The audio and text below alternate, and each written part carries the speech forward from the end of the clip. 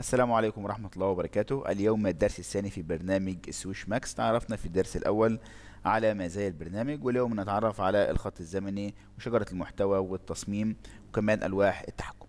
أول حاجة نتعرف عليها النهاردة وهي شجرة المحتوى. شجرة المحتوى اللي هي موجودة عندنا في الجزء الأيمن من النافذة، وهي بيظهر فيه جميع الكائنات الموجودة على المنصة. يعني لو ضفنا أي كائن مثل المربع ظهر عندنا وكتب اسمه تشيب. لو عاوز الترتيب بينهم، يعني وليكن ناخد علامة السهم وبعد كده احنا ضفناها.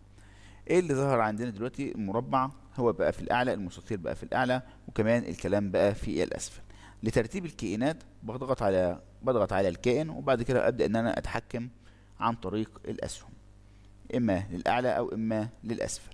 كمان لو انا عاوز احذف الكائن مثل كائن الدائرة، بضغط على علامة الاكس.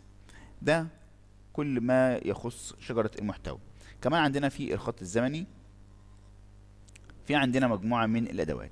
أول حاجة اللي هو أداة العين اللي هي ظاهرة عندنا وديت لو أنا ضغطت عليها كده أنا أخفيت الكائنات. كمان عندنا علامة القفل ديت عشان إن أنا كائن يكون ظاهر ولا يمكن تحريره.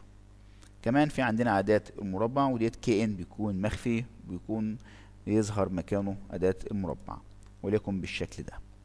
طيب، كمان عندنا لوحة السكريبت، ولوحة السكريبت ديت ان هي بتظهر عندنا اللي بكتب فيها كائن برمجي عن طريق ان انا بختار اد سكريبت وبختار السكريبت المحدد، وبعد كده مجرد بس ما بضغط عليه بيظهر اللوحة البرمجية بتاعته. لمسحه ان انا بحدده وبضغط ديليت. بعد كده برجع للنافذة بتاعتي بالضغط على لاي اوت سكريبت مرة تانية. هنا ظهرت لي النافذة بتاعتي مرة تانية. تعال نتعرف على بعض الخصائص لبعض الكائنات. بضغط على مثلا أداة المستطيل، مجرد ان انا بضغط عليها هنا بيظهر لي الخصائص بتاعتها، زي ان انا بحدد الإطار، وكمان بحدد لون الإطار، وكمان لون التعبئة. لون التعبئة ان انا بس بضغط عليها كده وبختار اللون كده، انا اخترت اللون. كمان لو انا عاوز احدد لون الإطار وليكن ازرق، كمان بحدد من هنا السمك بتاعه كده بيبدأ يزيد السمك اهوت.